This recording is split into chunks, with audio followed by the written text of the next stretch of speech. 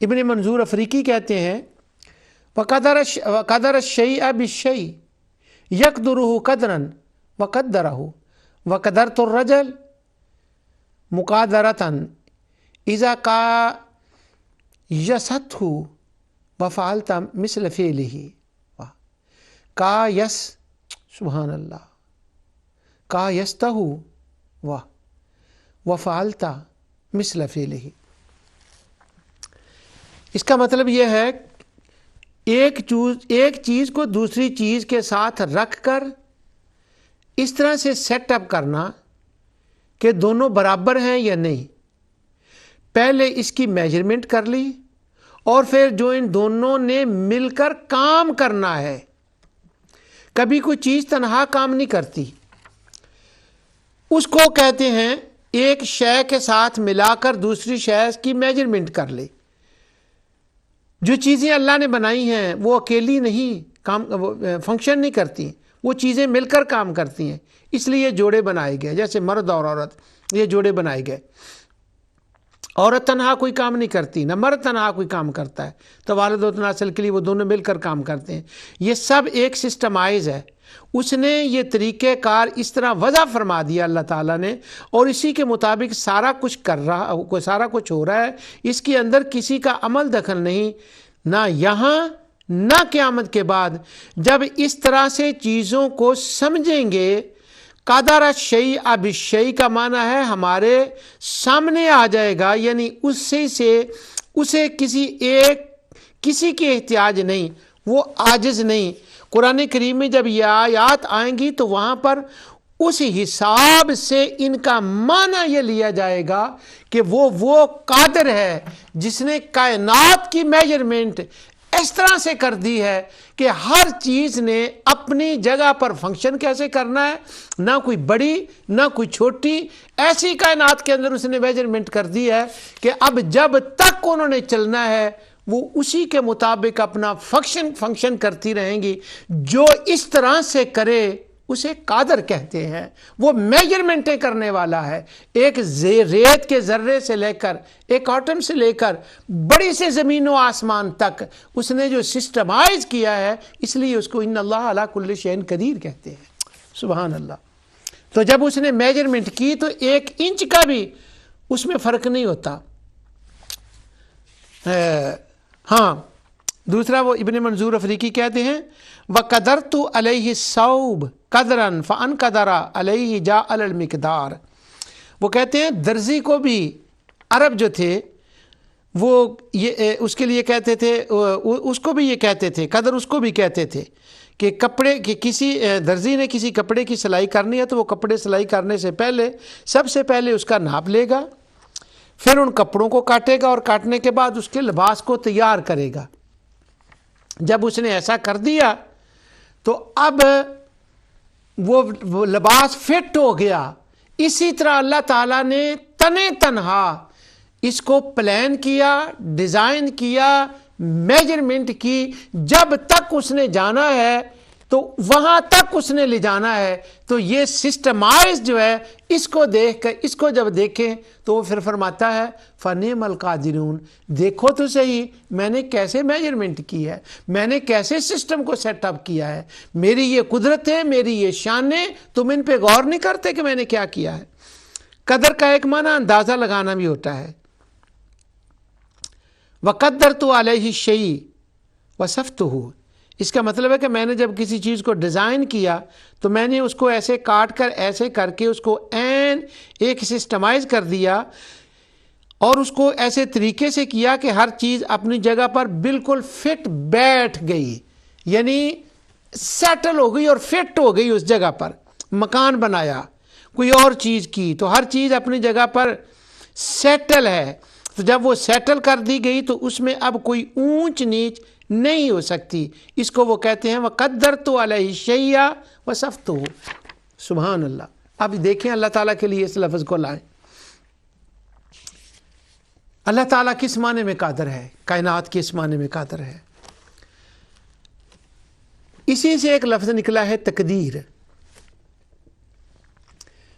جو تقدیر لفظ ہے اس کا ایک کلامی معنی ہے۔ کلامی معنی اس کا وہ ہے میں چونکہ لغوی معنی کی بات کر رہا ہوں، جو بنو عباس اور بنو امیہ کے زمانے میں جب وہ یہ فرقے وجود میں آئے تھے تو قدریہ اور جبریہ انہوں نے اس پر کام کیے، کتابیں لکھیں، بعد میں بہت لوگوں پر ان کا انفلوئنس ہوا، اور آج بھی ہے ان کا انفلوئنس، قدریوں کا بھی آج انفلوئنس ہے، بلکہ اب ماڈرن دور میں تو کافی بڑھ رہا ہے۔ جو یونی اور کالج کے لوگ ہیں ان کے اندر تو قدریوں کا خاصا انفلوئنس بڑھ رہا ہے، اور جبری تو اپنی جگہ پر ہیں۔ علامہ سعدی علیہ الرحمہ نے امام راضی کے مختلف مقامات کو ایک جگہ نقل کیا ہے کہ سورت کے تحت ہے، ہاں سورہ والضحیٰ کے تحت ہے میرے خیال میں، یا واللیل کے تحت ہے، ان میں سے کسی میں تو وہ کہتے ہیں قدریہ تو خیر ہیں ہی الگ۔ علامہ راضی بھی جو ہے نا وہ ہاں وقد خواب من دسا کے تحت وہ بات کرتے ہیں امام راضی، تو وہ بھی جبریہ کی طرف چلے گئے ہیں، لیکن حقیقت یہ ہے کہ قدریہ بھی غلطی پر ہیں، جبریہ بھی غلطی پر ہیں۔ اصل میں جو صوفیہ علماء اہل سنت کا مسلک درمیان میں ہے نا وہ صحیح ہے، تو وہ تقدیر کی بحثوں میں وہ ایک دنیا اور آباد ہو گئی۔ لیکن قرآن کے اندر جب یہ لغوی معنی میں لفظ آیا ہے، یہ بھی قدر سے ہے، اور یہ تقدیر میں جب آیا ہے تو اس کا معنی کیا ہے؟ اس کا معنی ہے العلم والحکمہ والتقدیر، الجعل والصنع، ومنہ قولہ تعالی وقدرہ منازل وقدر فیہا اقواتہا وتقدیر ایضاً العلم والحکمہ، اور اس کا ترجمہ یہ ہے واللہ یقدر اللیل والنہار، یہ اس کا ترجمہ کرتے ہیں علامہ زبیدی۔ یہ میں ڈر کے نا ان کے نام لے رہا ہوں، ورنہ ان کے ناموں کی ضرورت نہیں ہے، قرآن کی آیتیں خود بتاتی ہیں۔ تو وہ جو جبری قدریوں کی بات ہے اس سے میں ہٹ کر جا رہا ہوں۔ ایک تو تقدیر کی اصطلاحی معنی جسے ہم قسمت کے معنی میں لیتے ہیں، ہم یہاں اس کی بات نہیں کر رہے۔ قرآن کریم میں جو لفظ تقدیر آیا ہے وَجَعَلَ اللَّيْلَ سَكَنًا وَالشَّمْسَ وَالْقَمَرَ حُسْبَانًا ذَلِكَ التَّقْدِيرُ الْعَزِيزُ الْعَلِيمُ، کہ یہ جو سورج چاند دن رات کا سسٹم کی جو میجرمنٹ کی گئی ہے، اس کو جو کاٹ کر بنایا گیا ہے، اس کا جو حساب کیا گیا ہے، اس میں کہیں بال کے کروڑ میں حصے کا بھی کوئی فرق نہیں ہوتا، اور جس طرح سے انہوں نے چلنا ہے وہ چل رہے ہیں۔ ذالک تقدیر العزیز العلیم، یہ ہے عزیز اور علیم کی وہ تقدیر جس کو اس نے سسٹمائز کیا ہے۔ سبحان اللہ۔ وَلَمْ يَتَّخِذْ وَلَدًا وَلَمْ يَكُنْ لَهُ شَرِيكٌ فِي الْمُلْكِ وَخَلَقَ كُلَّ شَيْءٍ فَقَدَّرَهُ تَقْدِيرًا، اور اس کے اندر کوئی اس کا شریک نہیں ہے کہ اس کی کسی نے مدد کی ہو۔ اسی طرح تقدیر کی جتنی آیات ہیں ان میں یہی معنی آتا ہے۔ مقدار، علامہ زبیدی کہتے ہیں وَمِقْدَارُهُ كُلِّ شَيْءٍ مِقْيَاسُهُ كَالْقَدْرِ وَالتَّقْدِيرِ، مقدار سے مراد پیمانہ، ماڈل جس کے مطابق کوئی چیز بنائی جائے، اور جب یہ قرآن کریم میں آئے گا تو اگر یہ چیز ذہن میں ہو تو وہاں پر ہمیں اس کے پڑھنے میں ایک مزہ آتا ہے۔ اللہ یحمل ما تحمل کل انثی وما تغیض الارحام وما تزداد وکل شیء عندہ بمقدار۔ سبحان اللہ۔ وہ خالق کائنات، اس نے ایسی حسین کائنات بنائی ہے، اس کا علم کی یہ شان ہے، چونکہ علم کی باتیں آگے جا کر کرنی اس لیے میں اس کا ترجمہ نہیں کر رہا۔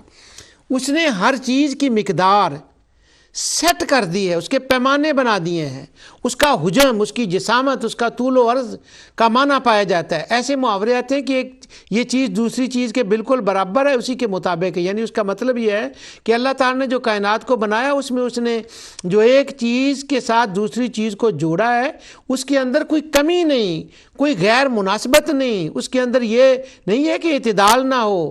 اتنا پرفیکٹلی اس نے اس کو بنایا ہے کہ سورہ ملک کے اندر اس نے اعلان کر دیا ہے ما ترى فی خلق الرحمن من تفاوت فرجع البصر هل ترى من فطور۔ اور اب سورت ملک کی تلاوت کرنے والوں ذرا جب شروع ہوتی ہے تو کہاں سے شروع ہوتی ہے؟ قدیر سے شروع ہوتی ہے۔ تبارک الذی بیدہ الملک وَهُوَ عَلَى كُلِّ شَيْءٍ قدیر. اب قدیر کا یہ معنی بیان کیا جا رہا ہے کہ وہ ایسی سسٹمائز، ایسی سیٹ اپ کر دیا گیا ہے کہ اس کا حسن اس قدر ہے کہ جتنی بار دیکھو گے تمہیں نیا حسن نظر آئے گا، اس میں کمی کا تو سوال ہی پیدا نہیں ہوتا. اور تبارک اللہ جی بابرکت ہے وہ ذات، اس ترجمے سے بات نہیں کھلتی. آگے جا کر انشاءاللہ کسی موقع پر اس کی میں بات کھولوں گا کہ وہ ذات اے انسان جس نے تمہاری طبعی ضروریات کی ہر چیز کو مہیا فرما دیا اور وہ فراوانیوں میں عطا فرمائی ہے، کثیر مقدار میں طبعی ضرورتوں کے لیے اس نے کیا کچھ عطا فرما دیا ہے. اور تمہاری قلبی، ذہنی، عقلی جو دنیا ہے، ایمان کی دنیا، اس کے لیے بھی اس نے بے حد عطا فرما دیا ہے. جو ظاہری اور باطنی ضرورتوں کی ہر چیز کو وافر مقدار میں عطا فرما دے، اور وہ مقدار اس نے سیٹ اپ کی ہوئی ہے کہ کتنی چاہیے کائنات کے اندر، اسی معنی میں وہ قدیر ہے. اس ذات کو تبارک الذی ذات کہتے ہیں. واہ. اقدار، اقدر، اقدر فرس اذا سارا واقعت رجلہ ما واقع یدی. اقدر کیا ہے؟ اقدر ایک ٹرینڈ گھوڑا ہے.